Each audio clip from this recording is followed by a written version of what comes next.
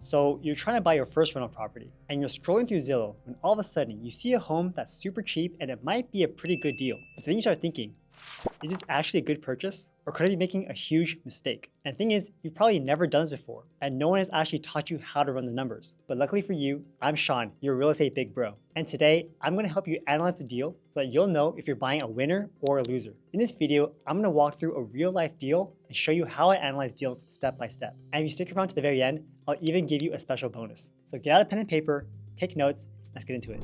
So we found this property in Dayton, Ohio. It's listed at $105,000. And if you look at the pictures,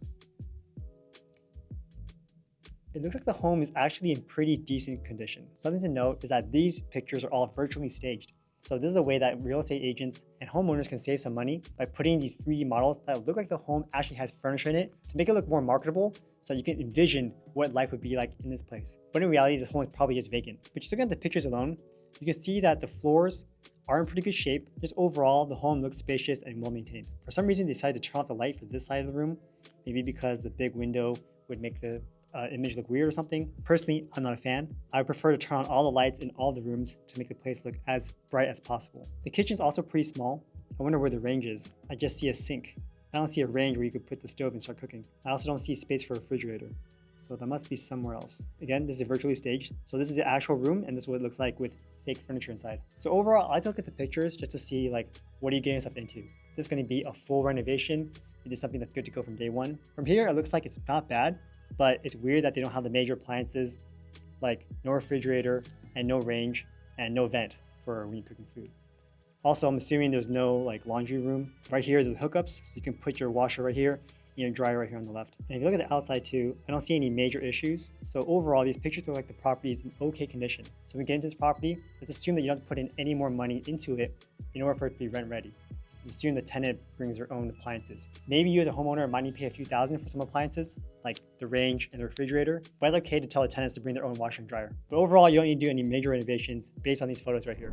So the next thing we need to do is we need to look at the comparable rents to see if this property makes sense rent-wise. So what we do is we go back to the listing here on Zillow. By backing out, this property will automatically be centered on my Zillow map. So we'll back out like this, and if we zoom in like this, you can see that the property I was just looking at 105,000 is right here.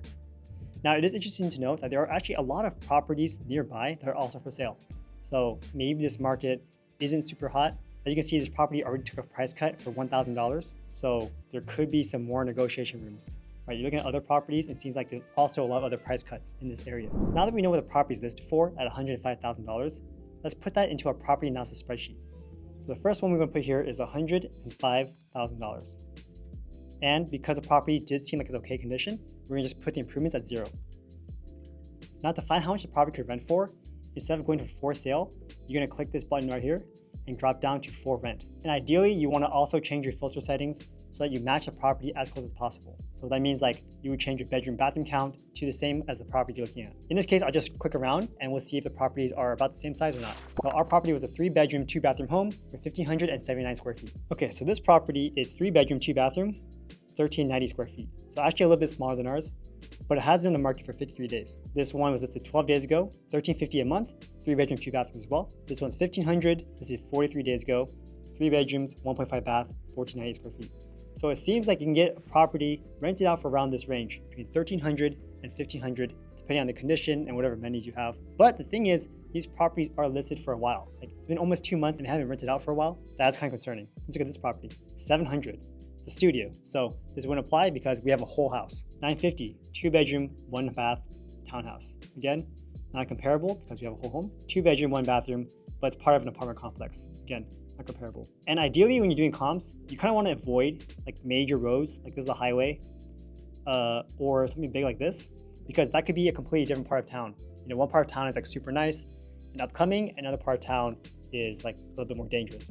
So ideally, you want to stick to like these, you know, smaller streets, and you don't want to cross over to these major streets like this one. But in this case, because the other comps we saw were like much smaller properties, let's just say that the property can be rented for, you know, between 1.3 and 1.5K. So let's put 1,400 just to be somewhat conservative. So your total rent per month here is 1,400. Okay, so from here on, we're just going to do some calculations and see if the property makes sense or not. For a down payment, let's put down 20%. So that means that you're going to put down around $20,000 as a down payment and then finance the rest with the bank. Nowadays, interest rates for investment properties go between 6.8 and 7%. Again, this changes all the time. So when you're talking to a lender, find out what the latest interest rates are.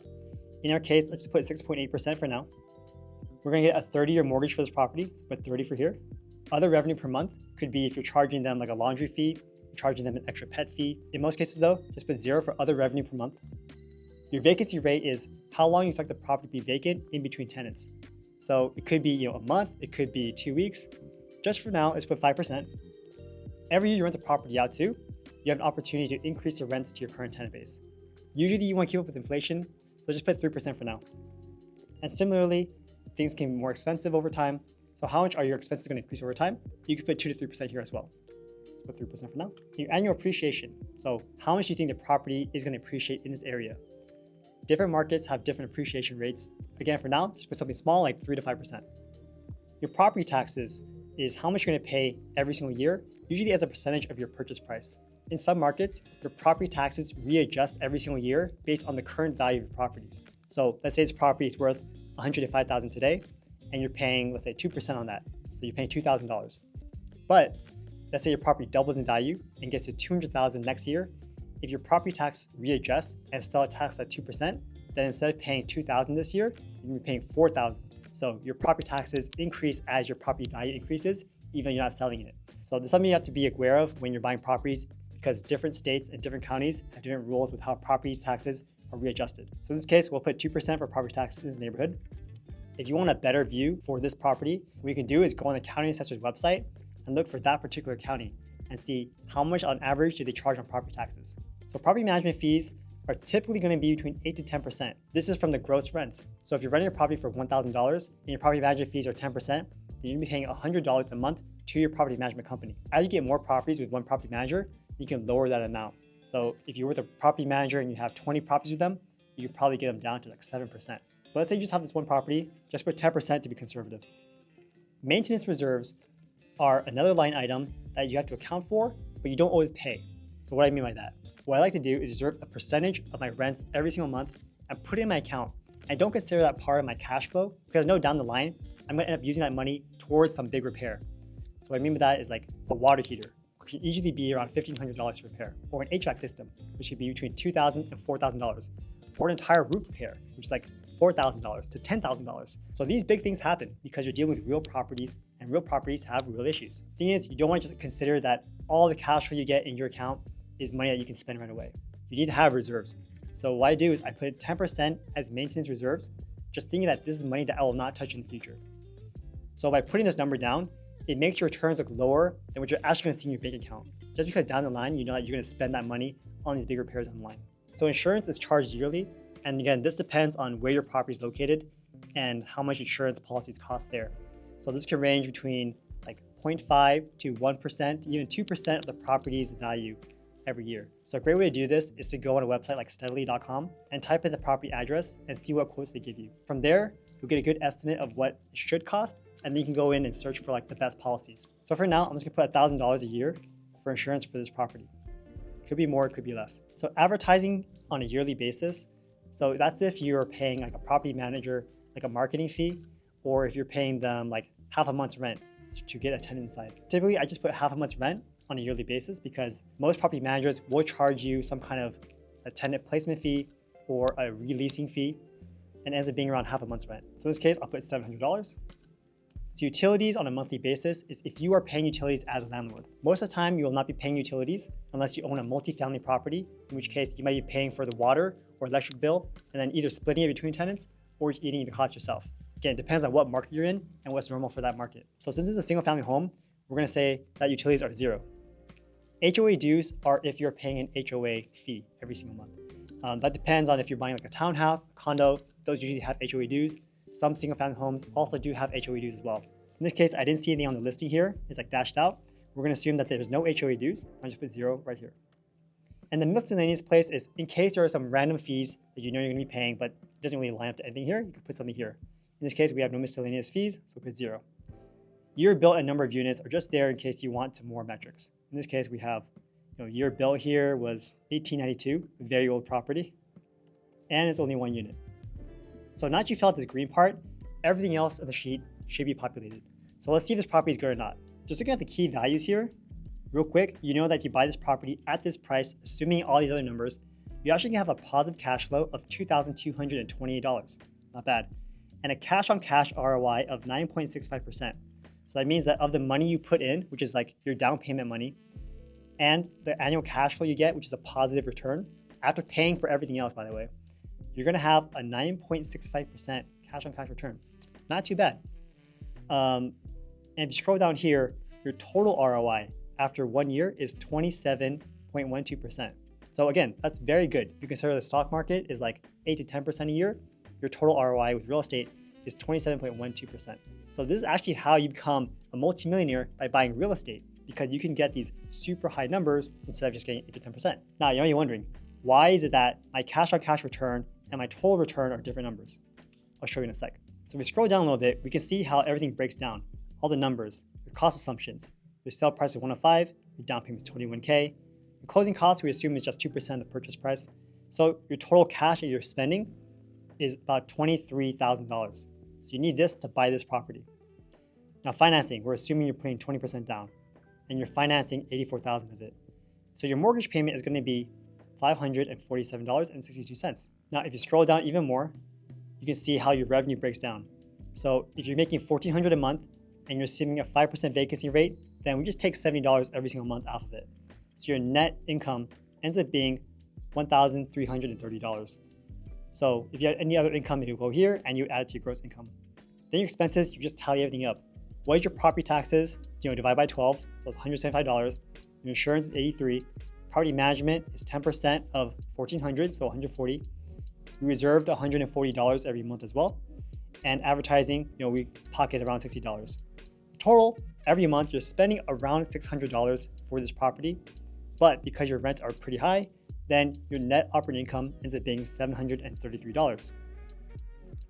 So if your net income is $733, then you pay off your mortgage of $547, and your total cash flow ends up being $185.72. So not too bad. So how do you know how much it is for the year? You multiply most of these numbers by 12, but you're gonna notice that some numbers are a little bit different. Like 27.12 is not 12 times 0.8. So what happened here? This times 12 is this times 12 is this, no problem. So 185 times 12 is 2,228. Again, no problem. But where you're actually getting a lot more return is because when you own real estate and you're paying off your mortgage, your debt is actually decreasing. And because your property is appreciating, you're also getting that equity gain as well. So as you can see here, from year one, your remaining balance decreased and your total equity that you accrued is $886 plus appreciation of $3,150. So your total return from your cash flow, your debt pay down, and your appreciation ends up being $6,263. That's why you have a 27.12%. It's very cool. And every year, this number increases, right? Your debt pay down continues even more so, and your appreciation grows even more. So, next year you're gonna get 28% and then 30%. And if you actually scroll down the right, you can see how all the numbers break down, from the gross income to the cost to the NOI, and you can see your total return, your total ROI, your total cash flow as it increases over time, and your cash on cash ROI every single year. And you can see this graph, how it increases. So your cash on cash ROI goes from here, and then your total ROI increases just like this. So it's very cool to see how real estate can actually super grow your net worth just because of math. But let's say you didn't want to put down 20%. Maybe you want to put down 30%, or you want to put down 10%. What's better for this property? If you scroll down here, we have a cash on cash ROI versus down payment for year one. And at 20%, you can see that we are at, a little over 9%. But if you do less down payment, then you could be, at 11%. If you do more down payment, it actually kind of tapers off up until 9%. So overall, it seems like you want to have as little down payment as possible in order to juice your total cash on cash ROI. That's something cool that you can do with this spreadsheet. So overall, I think this property is a pretty good deal to invest in. If I was investing in this market, I would seriously consider taking a look at this property. Now overall, making a spreadsheet like this is not super complicated. As long as you understand how to calculate the formulas for mortgage payments, making sure you're very careful with accounting for the right things at the right time. But doing this takes a lot of time. And I know you guys are busy and you'd rather spend your time making money with real estate than fiddle around with spreadsheets like this. So as a very special thank you, and as a bonus for watching this video all the way to the end, you can have my spreadsheet for 50% off with the link down below. So now that you understand how to analyze a property step by step, the next thing you need to know is where exactly to invest. There are thousands of cities and markets in the US alone. So finding out where to invest is the most important piece of the puzzle. If you guys are interested in that, then check out this video I made where I break down the best cities to invest in. Thanks so much for watching. I appreciate you guys, and I'll see you next time. Take care.